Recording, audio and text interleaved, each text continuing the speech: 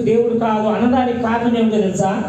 ఈ క్రైస్తవులే కొంతమంది మన సహోదరులు ఏమంటారంటే యేసు దేవుడు కాదు, దేవుని కుమారుడు అండి, కుమారుడు మాత్రం అండి. బైబిల్ ఏం చెప్తుంది?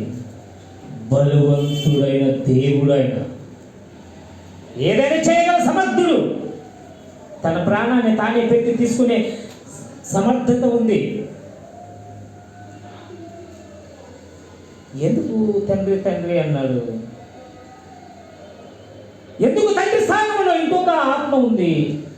మీరు చూసారో లేదు? స్టీఫెన్ గారు ప్రార్థన చేస్తున్నప్పుడు, ఇప్పుడు వాక్యం చదివించాడు కదా, అక్కడ చక్కగా స్టీఫెన్ గారు పైకి కళ్ళెత్తి చూస్తే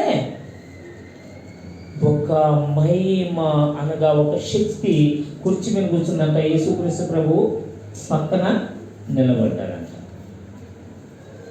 మోషే గారు, అయ్యా 6 లక్షల మంది యవనస్తులు, స్త్రీలు కాదు, పిల్లలు కాదు, వాళ్ళని 6 లక్షల మంది మీరు నడిపించుచున్నారే, ఎవరా దేవుడు, పేరేంటి, మాకు చూపించండి అన్నప్పుడు, అయ్యా చూపించమంటారు. ఏం చేయాలంటే ఆయన మాట్లాడిన మాట ఏంటో తెలుసా?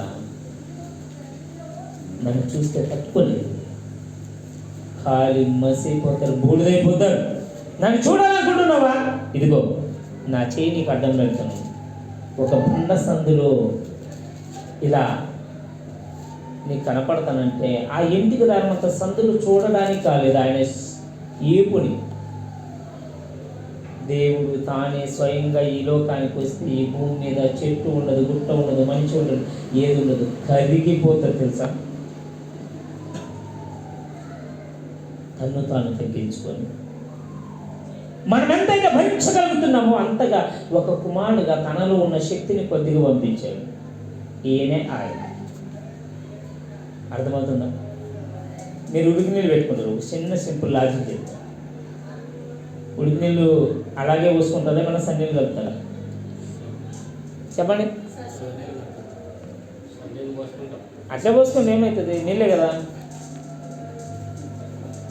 డ్రమ్ములో నుండి నీళ్ళు తీసుకొని మీరు ఏం చేస్తారు? కాగబెట్టుకున్నారు. మళ్ళీ డ్రమ్లో నిండే పోసుకుంటారా? ఏమన్నా ఇవి వేరు అవి వేరు అంటారు? చెప్పండి. అలాగే పోసుకుంటే చెమడాలు కాలుతాయి. అర్థమవుతుందా? దేవుణ్ణి అలాగే చూడాలి అనుకుంటే తట్టుకోలేదు. ఆ కొద్ది శక్తి మనల్ని భరించడానికి, మనం ఎంతైతే సహించగలుగుతామో, ఎంతైతే భరించగలుగుతామో ఆయనే యేసుక్రీస్తు. ఎందుకు అంటే ప్రతి మనిషి కూడా గుర్తుపెట్టుకోవాలి.